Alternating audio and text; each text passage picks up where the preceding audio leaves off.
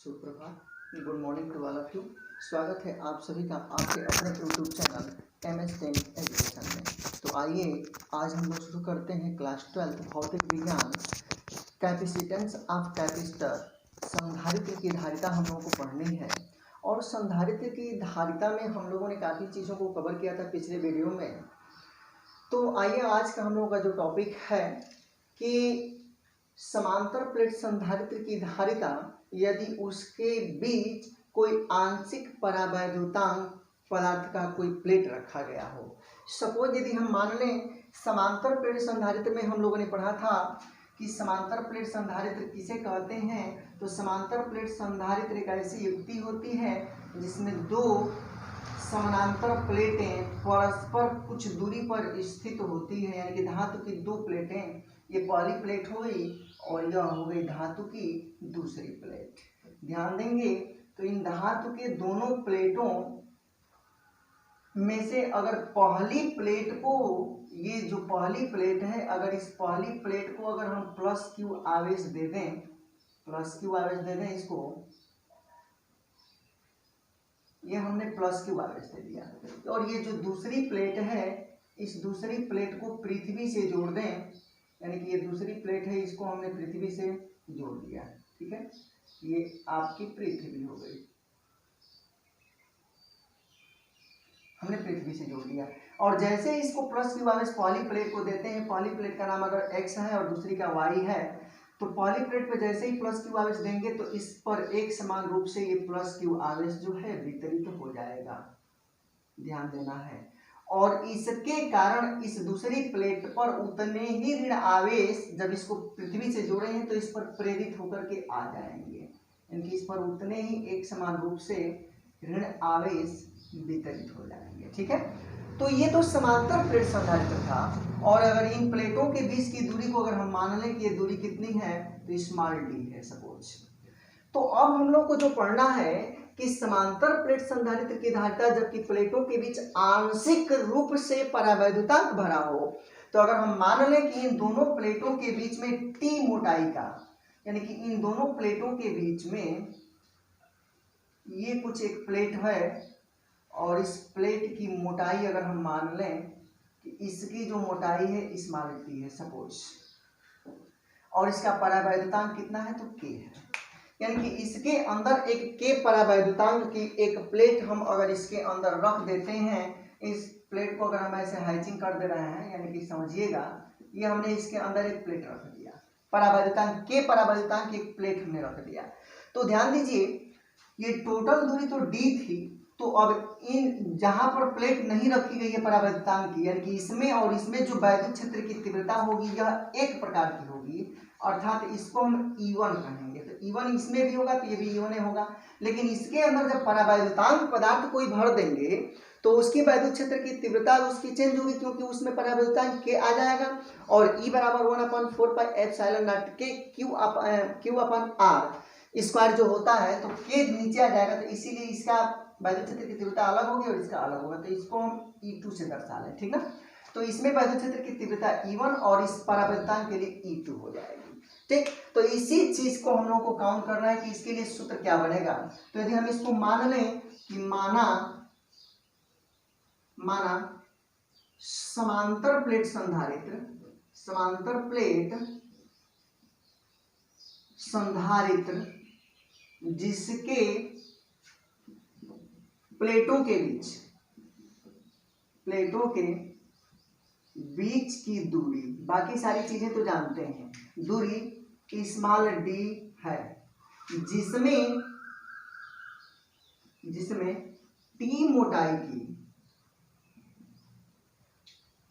की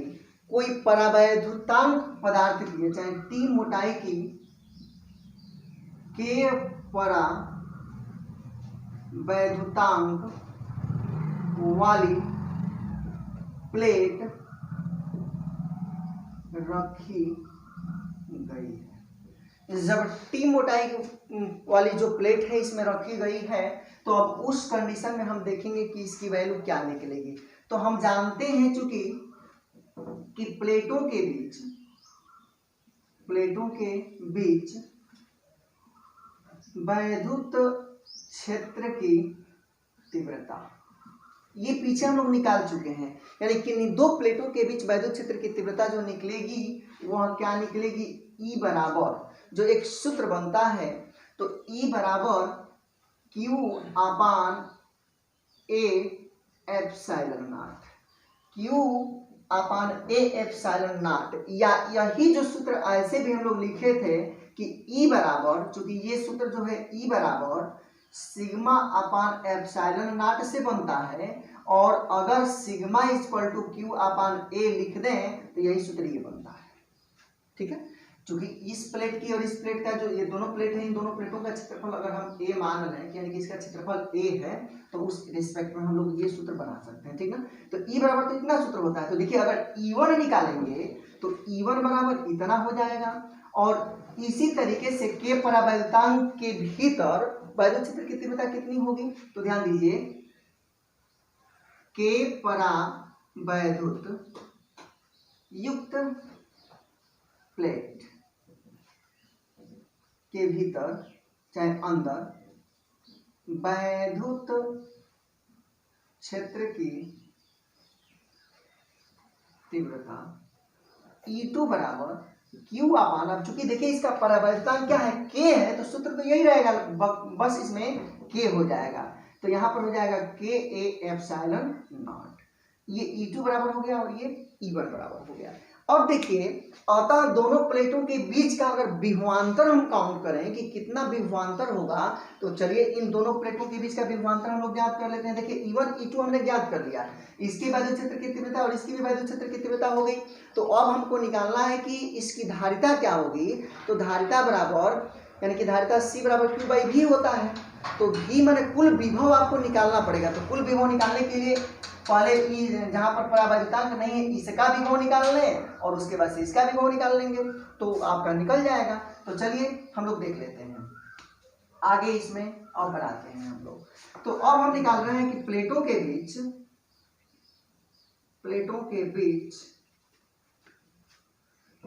कुल विभव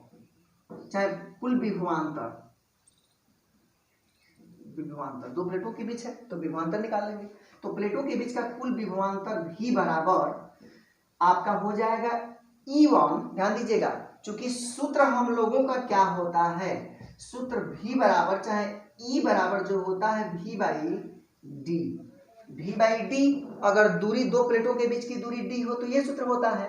तो अब अगर यहाँ से V निकालेंगे तो V बराबर E इंटू डी, ये सूत्र हो जाएगा। तो चूंकि अगर हम लोग को कुल विभव निकालना है तो देखिए पहले इसका विभव निकाल दीजिए, इनका, और उसके बाद से इसका निकाल दीजिए। तो अगर इसका निकालेंगे तो इसके प्लेट की मोटाई जो T है, ये टोटल डिस्टेंस में से घटाना पड़ेगा टोटल दूरी में से, तो E1 और D माइनस टी इसको लिखेंगे, यानी कि इन दोनों प्लेटों के बीच में जो विभव होगा वो इतना, और प्लस परावैद्युतांक के लिए विभव की गणना करेंगे तो E2 और इंटू टी। ठीक है, तो अब देखिए इसमें वैल्यू इसकी हम पुट करें, तो पुट करेंगे, ये चीज समझ रहे हैं ना, ये E1 और इसके बीच की दूरी, तो बीच की दूरी टोटल तो D है, लेकिन इसमें T मोटाई का परावैद्युतांक है तो इसको निकाल देंगे, तो हमने निकाल लिया। अब इसका केवल अलग से निकाल देंगे तो निकाल दिए, टोटल हमको मिल गया। अब हम जानते हैं कि अगर E1 और E2 का मान अगर यही उठा करके इसमें रख दें, अगर इसको इक्वेशन 1 बना लें, इसको 2 बना लें, 1 और 2 का मान अगर इसमें पुट कर दें तो यही V बराबर हम लोगों को क्या मिलेगा, E1 का मान रखेंगे तो देखिए Q upon A epsilon not, Q upon A epsilon not यहाँ पर हो जाएगा, और ध्यान दीजिए इसको हम लिख सकते हैं D minus T plus E2 के जगह पर कितना लिखें तो Q बटे में K A एप्सिलॉन नॉट और इंटू टी। ठीक ना, इन दोनों में से जो कॉमन होगा उसको कॉमन कर लीजिए, देखिएगा थोड़ा सा नीचे, तो अब इसमें से कॉमन कर लेंगे तो V बराबर यही आपका क्या हो जाएगा, Q upon A epsilon not, दोनों में फैक्टर है, इसमें भी है और इसमें भी है, तो इसको निकाल दें बाहर, तो Q by A epsilon not को हमने बाहर कर दिया, और जब बाहर कर देंगे तो देखिए यहाँ पर क्या बचेगा D माइनस टी, और प्लस यहाँ पर क्या बचेगा, तो D माइनस टी प्लस, और यहाँ पर बचेगा T और बटे में K, T बटे में K। ये क्या निकला, तो कुल विभव निकल गया, चाहे कुल विभवांतर निकल गया इन दोनों प्लेटों के बीच। इतना हम लोगों ने निकाल लिया। अब हम लोग जानते हैं कि संधारित्र की धारिता, हम लोग क्या जानते हैं कि समांतर प्लेट संधारित्र की धारिता, और धारिता के लिए सूत्र जानते हैं C बराबर Q बाई V, C बराबर Q बाई V। तो देखिए C बराबर Q को रहने दीजिए और V का मानिए पूरा उठा करके रख दीजिए, हमारा सूत्र निकल जाएगा Q upon A epsilon not, और यहाँ पर क्या हो जाएगा तो D माइनस T और प्लस T बाई K, इतना ही होगा। इस K से K कट जाएगा तो ये हो जाएगा C बराबर, और यह बटे में है तो ये ऊपर चला जाएगा तो A एप्सिलॉन नॉट, क्या हो जाएगा A एप्सिलॉन नॉट, और बटे में D माइनस T और प्लस T बाई K, इतना आपका बन गया। यानी ये समांतर प्लेट संधारित्र की धारिता हुई जब इन दोनों प्लेटों के बीच आंशिक मोटाई का, चाहे T मोटाई का कोई परावर्तनांक प्लेट रखी गई हो, तो टोटल में से उस प्लेट की मोटाई को घटा देंगे और प्लस T बाई K, यानी कि यही सूत्र हुआ आपका समांतर प्लेट संधारित्र की धारिता के लिए जब उसके बीच कोई आंशिक परावर्तन पदार्थ रखा गया हो। तो मुझे उम्मीद है कि आपको ये समझ में आया होगा, आप इसे नोट करें और उसके बाद मैं आगे हल करता हूँ। उम्मीद है कि आप लोगों को ये चीज समझ में आ गया होगा, नोट भी कर लिए होंगे। थोड़ा सा अब देखिए इसी में एक चीज और पूछता है, थोड़ा सा उसको ध्यान दीजिए। ये तो आपका सूत्र हो गया जब T मोटाई का कोई परावर्तक पदार्थ रखेंगे तब। अब देखिए इसी में एक चीज और पूछता है, मैं इसको थोड़ा सा मिटा रहा हूँ, आप नोट कर लिए होंगे। अब इसी में एक चीज और कहता है कि अगर इन प्लेटों, इसमें बहुत सारी प्लेटें भर दी जाए, एक प्लेट ना हो बल्कि बहुत सारी प्लेटें हो जाएं, जैसे अगर यही जो सूत्र था, यही जो हम लोग का है, तो ये जो प्लेट T था तो इसको हम T1 मोटाई कर दें। ऐसे ही बहुत सारी प्लेटें अगर इसमें रख दी जाए, ऐसे इसको हम T1 कर दें, इसको T2 कर दें, ऐसे T3 कर दें, T3 मोटाई की, ये K1 हो जाए, K2 हो जाए, K3 हो जाए, ऐसे करके बहुत सारी प्लेटों को अगर इसके इन दोनों प्लेटों के बीच रख दें तब इसका सूत्र क्या हो जाएगा। यानी कि हम कह सकते हैं कि यदि प्लेटों के बीच T1, T2, T3 Tn मोटाई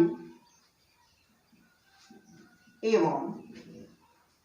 T1, T2, T3 Tn मोटाई एवं K1, K2, K3 Kn, माने K1, K2, K3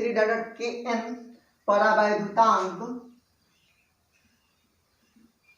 परावैद्युतांक युक्त प्लेट स्थित हो। जब स्थित हो जाएगी तो सूत्र तो हम लोग का यही बना है, C बराबर A एप्सिलॉन नॉट, उसके बाद से D minus T plus T बटे में K, सूत्र तो हम लोग का यही है। लेकिन अब यही चेंज होगा, देखिए कैसे, C बराबर A एप्सिलॉन नॉट, और देखिए यहाँ पर तो D रहेगा, D, और उसके बाद से देखिए D के बाद से क्या हो जाएगा, D के बाद से यहाँ पर T है तो D माइनस, अगर इसको हम लोग चाहेंगे तो ऐसे लिख सकते हैं D माइनस, अब यहाँ पर देखिए T1 plus T2 plus T3 plus Tn। अब देखिए इस माइनस को तोड़ेंगे ना तो ये अंदर वाला सब प्लस इतना है सब माइनस हो जाएगा, तो D माइनस इतना और प्लस यहाँ पर कितना हो जाएगा T1 बटे में K1 प्लस T2 बटे में K2 प्लस T3 बटे में K3 प्लस ऐसे जितनी भी होंगी सबके लिए यही सूत्र बन जाएगा। तो ये एक सूत्र बन जाएगा, माने A एप्सिलॉन नॉट। ये कब सूत्र काम करेगा, जब समांतर प्लेट संधारित्र की प्लेटों के बीच n plate T1, T2, T3 Tn मोटाई के और K1, K2, K3 Kn परावर्तनांक की प्लेटें रखी गई हों, तब ये सूत्र हम लोगों का बनेगा। तो मुझे उम्मीद है कि आप लोगों को ये चीज़ समझ में आया होगा, तो आप इसको नोट कर लीजिए। और इसके बाद एक और जो आप लोगों के सिलेबस में है